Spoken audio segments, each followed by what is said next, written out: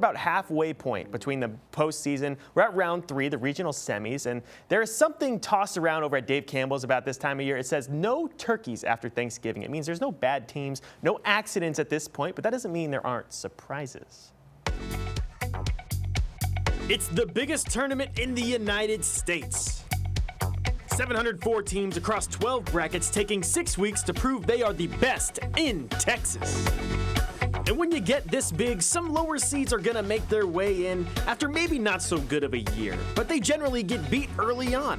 But now we're heading into Thanksgiving, and some of them are still around making noise. Like Carlisle, a team that finished 3rd in district and is back under the leadership of Clay Baker, a guy who had the Henderson Lions beating Kilgore a year ago, and now he's on his second go-around as the Indians' head coach and taking them 3 rounds deep for the first time since Baker was last at the helm in 2022.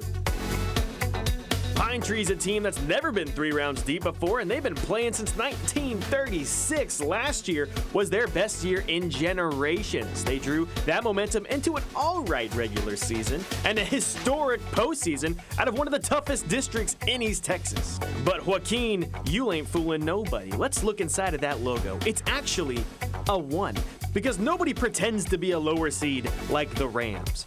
Last year, they were a 4 and played in a state championship semifinal in Jerry World. This year, they're a 3rd seed and have flat out dominated everybody into the regional semifinals. And prove it to everybody. You gotta watch out for everybody in the Texas high school playoffs, even the small guys.